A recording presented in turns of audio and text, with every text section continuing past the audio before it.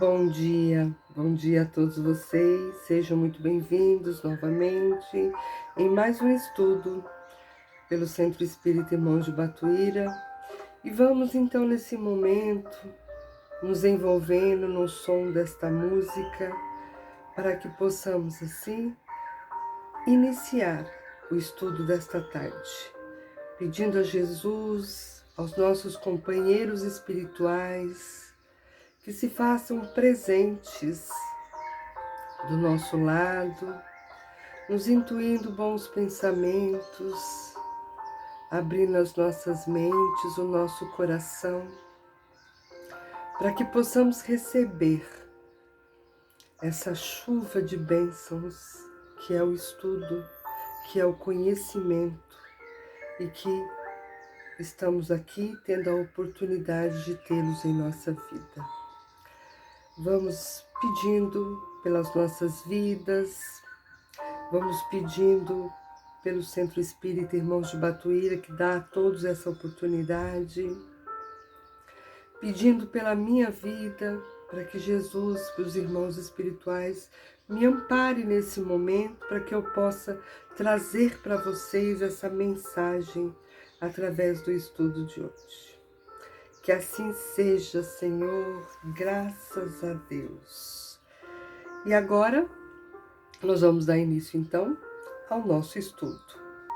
Para iniciarmos, vamos com o nosso livro preparatório, né? Fonte Viva, lição 130, na esfera íntima. Cada um administre aos outros o dom como recebeu, como bons dispensadores da multiforme graça de Deus. 1 Pedro, carta destinada a Pedro, capítulo 4, versículo 10.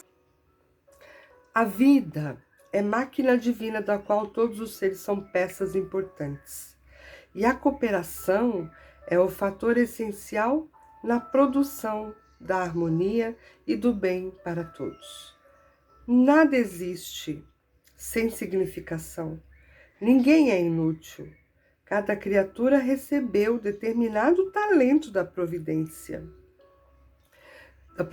divina, para servir no mundo e para receber do mundo o salário da elevação. Velho ou moço, com saúde do corpo ou sem ela, recorda que é necessário movimentar o dom que recebeste do Senhor, para alcançares na direção da grande luz. Ninguém é tão pobre que nada possa dar de si mesmo. O próprio paralítico, atado ao catre da enfermidade, pode fornecer aos outros a paciência e a calma em forma de paz e resignação. Não ouvides, pois, o trabalho que o céu te conferiu, e foge a preocupação de interferir na tarefa do próximo, a pretexto de ajudar. Quem cumpre o dever que lhe é próprio, age naturalmente em benefício do equilíbrio geral. Muitas vezes, acreditando fazer mais corretamente que os outros o serviço que lhe compete, não somos senão agentes de desarmonia e perturbação. Onde estivermos, atendamos com diligência e nobreza a missão que a vida nos oferece.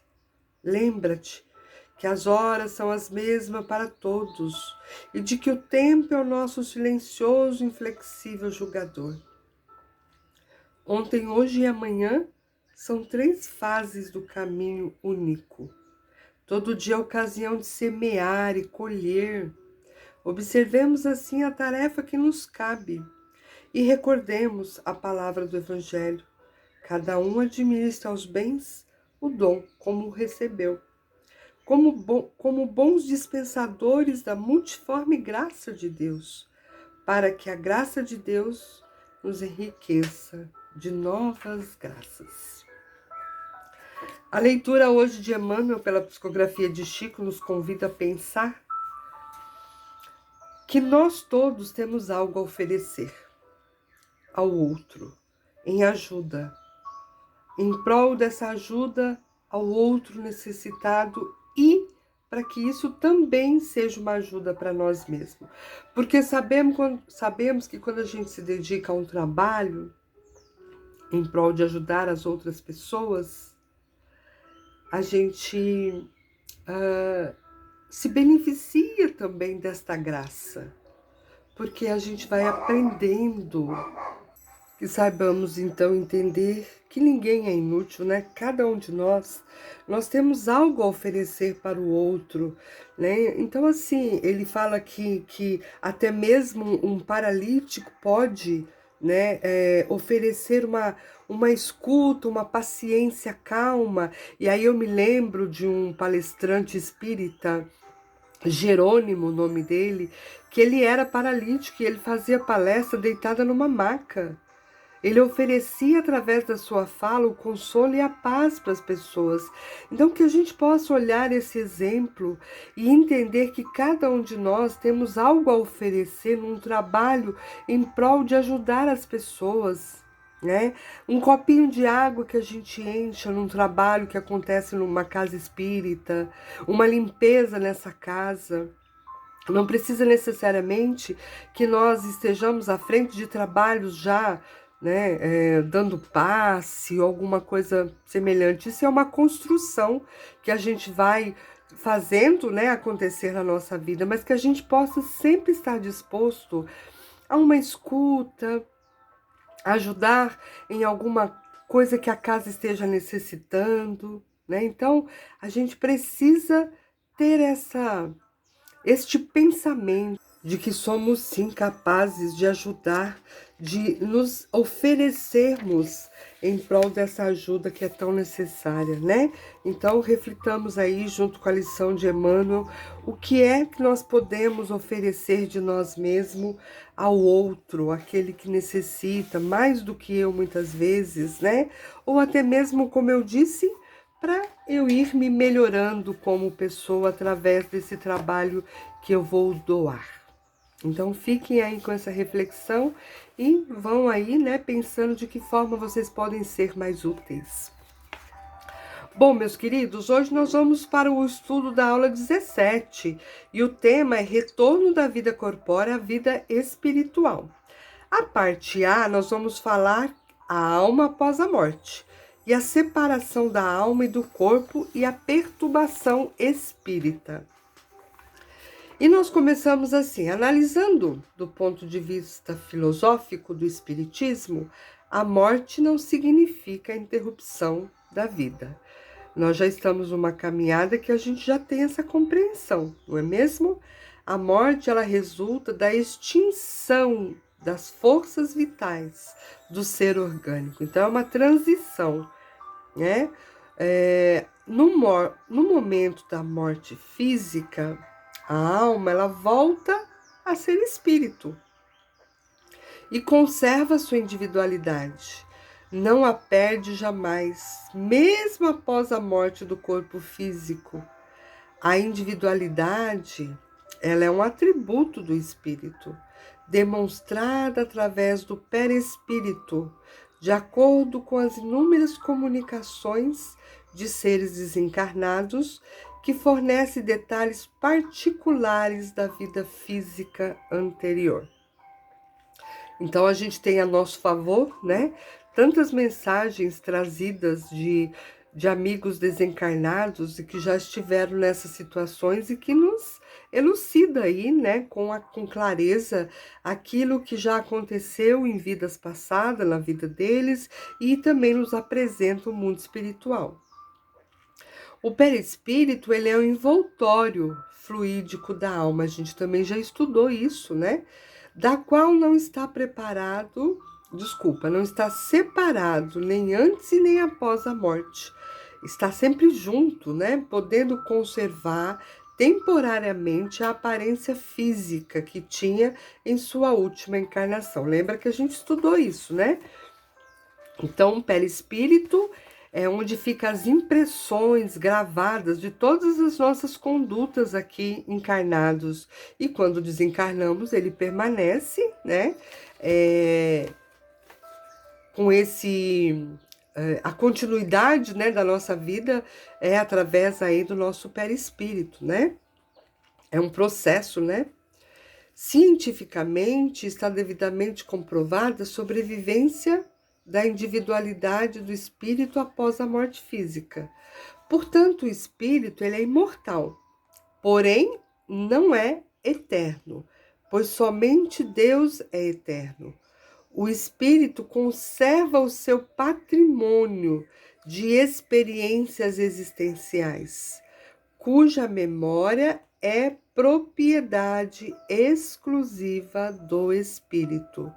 Após o desencarne, o espírito conserva todas as suas experiências da vida e principalmente as aquisições morais.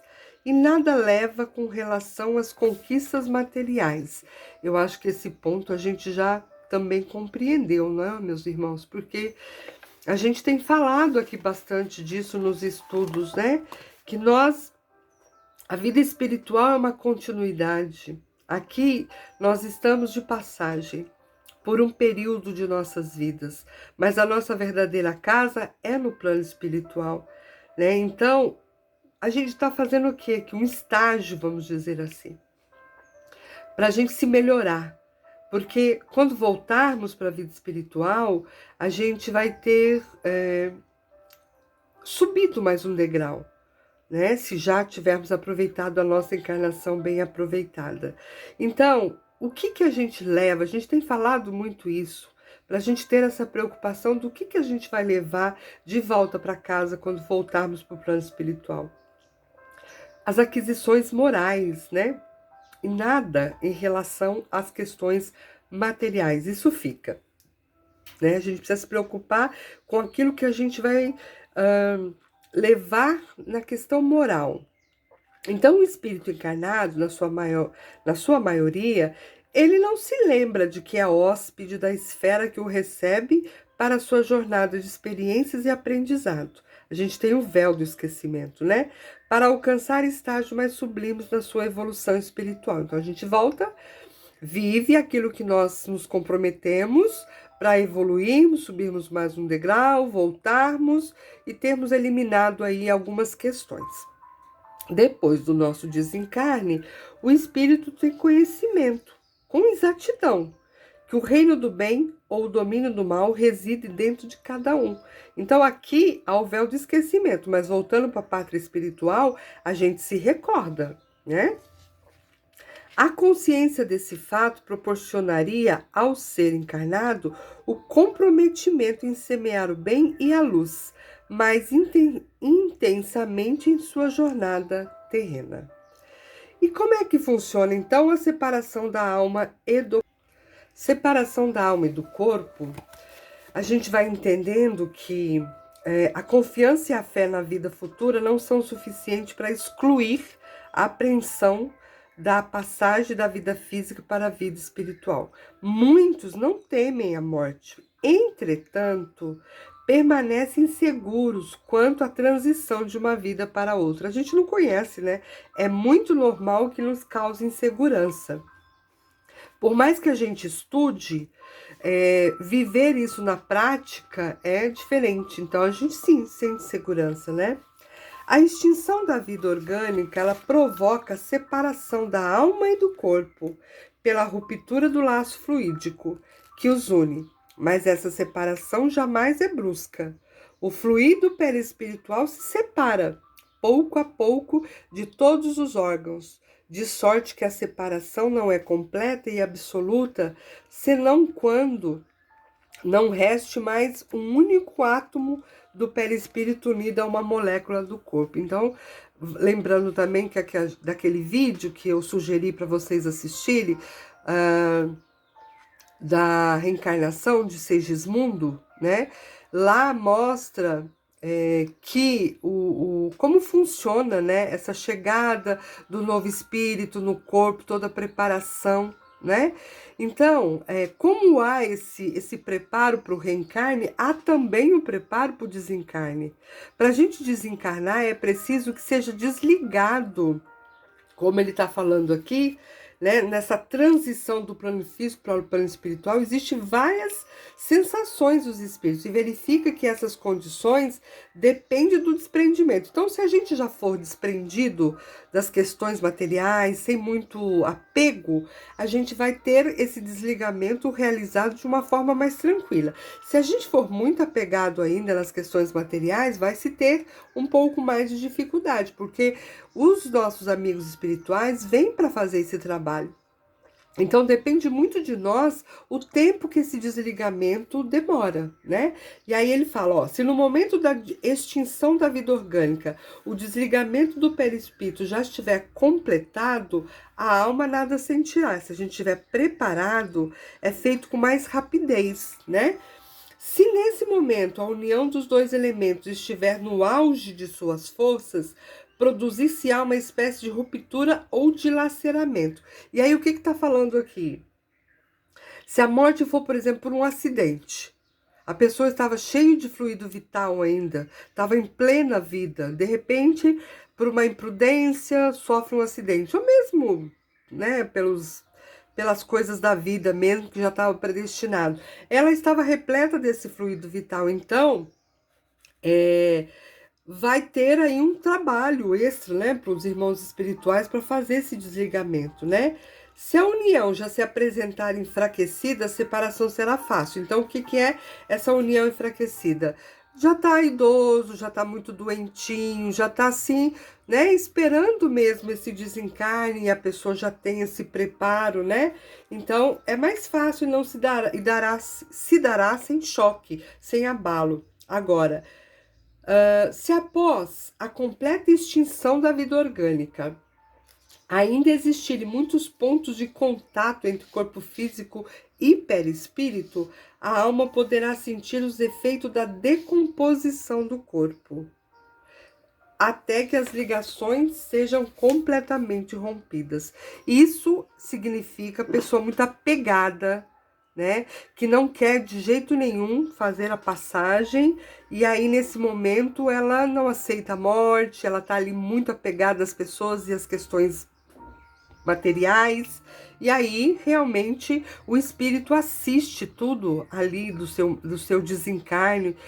Muitos estudos até falam que ele fica ali junto, até mesmo quando os vermes já começam a comer, né, a destruir a carne, o corpo físico, né? Então, é uma coisa muito triste. Por isso que a gente tem que pensar nisso, os estudos nos proporcionam esse pensamento, da gente pensar o quanto a gente precisa nos melhorar na questão evolutiva, assim, do conhecimento, do desapego, para que até isso no nosso desencarne seja mais fácil, né? Esse desligamento, esse entendimento. A separação da alma e do corpo não é dolorosa. Há maior sofrimento para o corpo durante a vida que no momento da morte. É a alma quem sofre e não o corpo físico. Este serve como instrumento da dor. A doutrina espírita esclarece que a intensidade e a duração do sofrimento estão na razão da afinidade entre o corpo físico e perispírito, e concluiu que o estado moral da alma é a causa principal, que influi sobre a maior ou menor facilidade do desligamento. Está lá no Céu e Inferno, né, no livro. Então, como eu disse, a gente precisa ir, né, trabalhando essa condição moral, aceitação, né, de que vamos desencarnar, de que não devemos ficar ali muito apegados às questões materiais, que um dia vamos desencarnar, não sabemos quando, mas esse dia vai chegar, para que tudo isso seja feito de uma forma mais tranquila, né? Mas mesmo que a gente tenha todo esse preparo, a gente passa sim por uma perturbação espírita. Conforme esclarece a doutrina espírita, na passagem da vida corpórea para a vida espiritual, produz-se ainda um outro fenômeno de capital importância, o da perturbação. Nesse momento, a alma sente um entorpecimento que paralisa momentaneamente as suas faculdades e neutraliza, pelo menos em parte, as suas sensações. A alma fica num estado cataléptico, de sorte que quase nunca tem consciência do seu último suspiro. O estado do espírito no momento da morte pode se resumir assim: o espírito sofre tanto mais quanto o desligamento do corpo seja mais lento. Olha aqui, mais uma coisa para a gente se preparar. Então, quanto mais preparada eu estiver, quanto mais moralizada eu for, né, mais rápido será esse desligamento, menos sofrimento haverá para minha alma. O tempo de desligamento ele está em razão de adiantamento do espírito, né? Para o espírito desmaterializado, cuja consciência já é pura, a morte é um sono de alguns instantes, isenta de todo o sofrimento. Olha que bênção, não é mesmo? Então a gente precisa entender, né, essa parte que se a gente já tiver esse adiantamento, essa consciência, vai ser tudo mais rápido, né? Esse vai ser um pequeno cochilo entre a morte, né, e o despertar na vida espiritual. A perturbação pode ser considerada como um estado normal. Do instante da morte, a sua duração é indeterminada e varia de algumas horas a alguns anos. Então, mais uma vez, depende de nós. Porque essa perturbação, é um estado normal e ela pode durar muito ou pouco, né? Na morte natural, o que resulta da extinção das forças vitais ou da doença, o desligamento se processa gradualmente. Então, você está ali num leito adoecido. Já sabe que o desencarne está próximo, né? A espiritualidade já tem essa informação. Então, eles vão fazer um desligamento gradual. No ser humano, cuja alma está já desmaterializada e cujos pensamentos se separam das preocupações terrestres, o desligamento é quase completo antes da morte real. O corpo vive ainda a vida orgânica e a alma já entrou na vida espiritual. Olha como isso é lindo, gente. Né? Então, isso é realmente para quem se esforça e está aí se preparando. Então, o que ele está dizendo aqui? Que está ali. Apenas muitas vezes, por exemplo, aquela pessoa ligada em aparelhos, a morte do corpo ainda não foi constatada, mas espiritualmente a pessoa o espírito já não está mais naquele corpo. Né? Tanto já é o seu preparo, a sua condição. Então, o corpo vive ali, mas o espírito já está no plano maior. A afinidade entre o corpo e o perispírito está na razão do apego do espírito à matéria. Olha aqui, está no seu máximo no homem cujas preocupações todas se concentram na vida e nos gozos terrenos. Ela é nula naquela cuja alma depurada está identificada por antecipação com a vida espiritual. Agora, nas mortes violentas, por exemplo, por suicídio, acidente, ferimentos e etc., o espírito é surpreendido.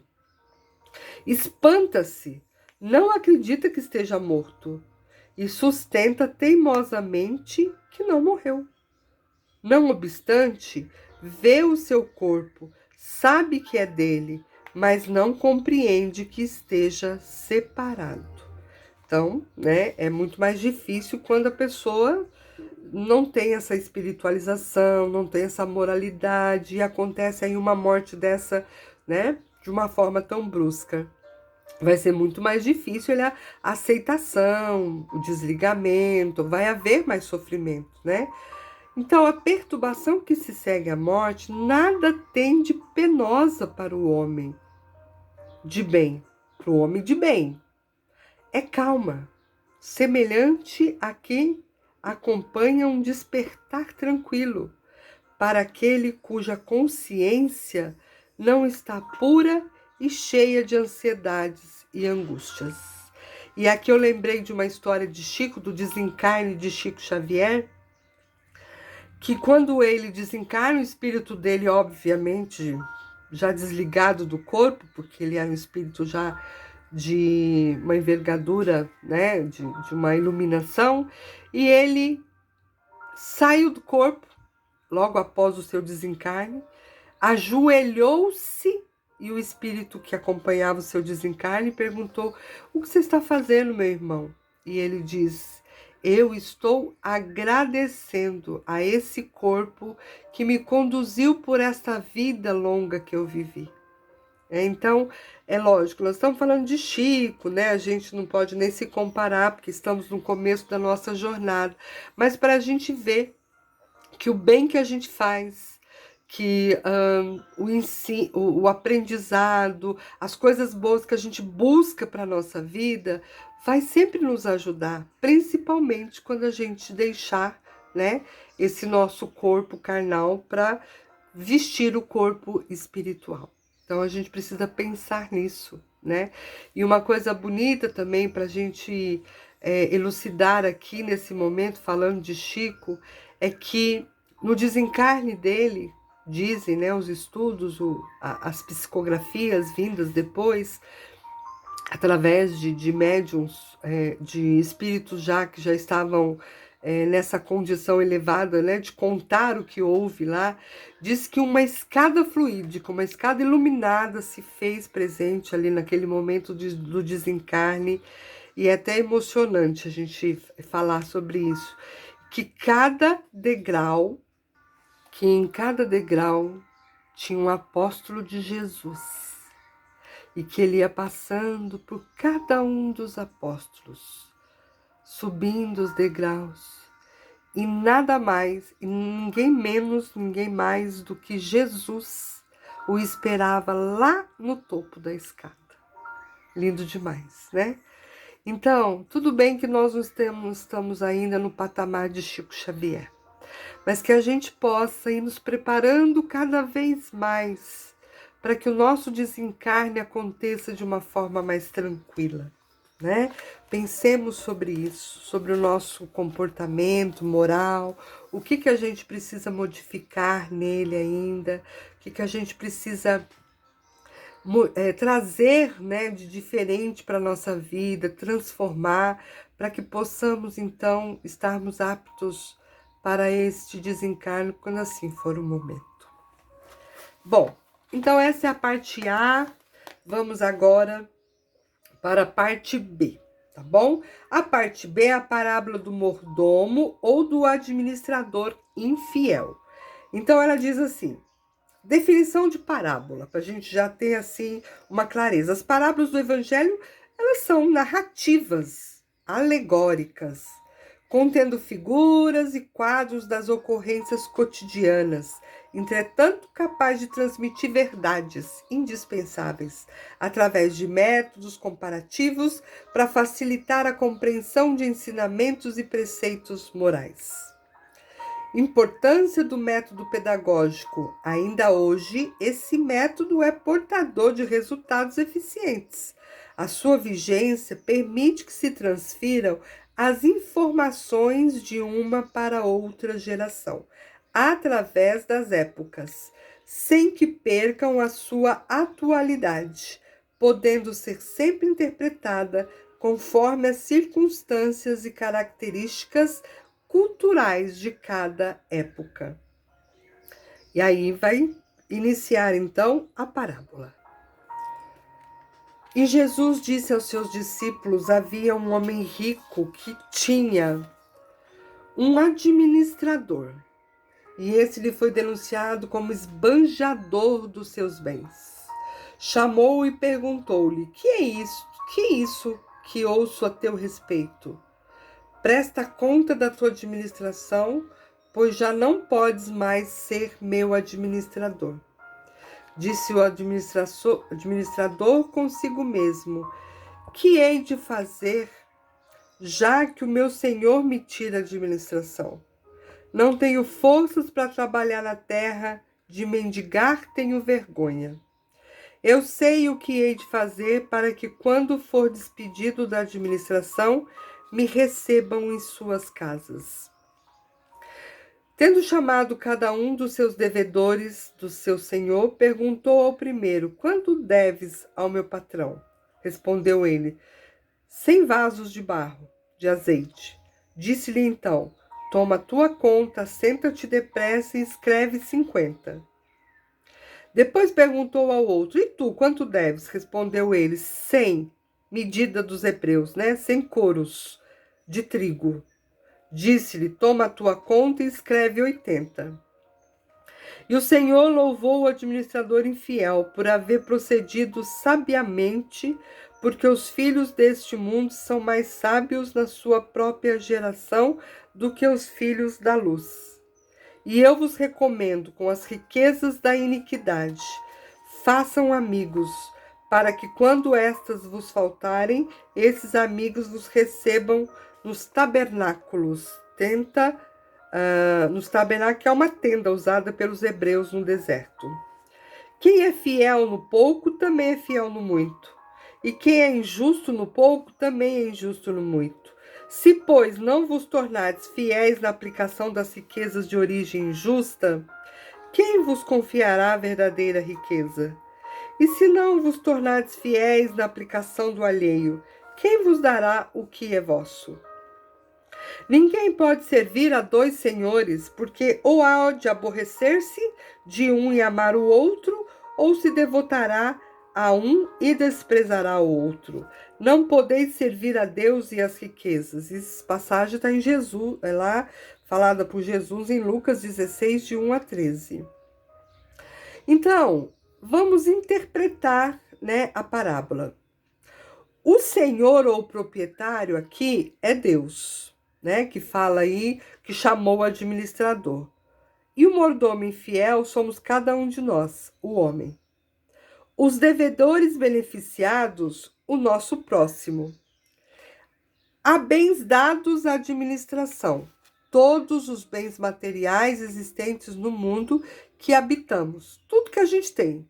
Nossas propriedades, né? Casa, carro, família, o corpo físico, são as nossas propriedades, né? A parábola, ela fala de um administrador, né? Que é o mordomo, que se comportou de uma forma desonesta. Então, chamado às contas, antes que fosse ele despedido, ele convocou todos os seus devedores, né? E mandou que confessassem dívidas menores que as verdadeiras. Com esse procedimento, o que ele queria? Ele queria captar a simpatia e boa vontade deles.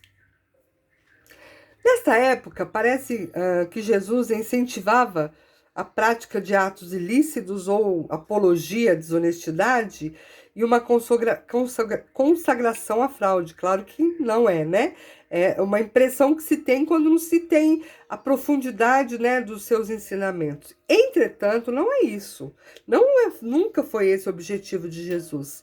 Sabemos que no Evangelho de Jesus não existe nada com duplicidade, podendo ser dúbio, né? Parecer uma coisa.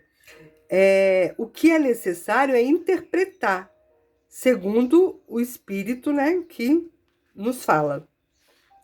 No uso e administração de qualquer desses bens, o homem procede como um mordomo infiel. Nós procedemos assim, né?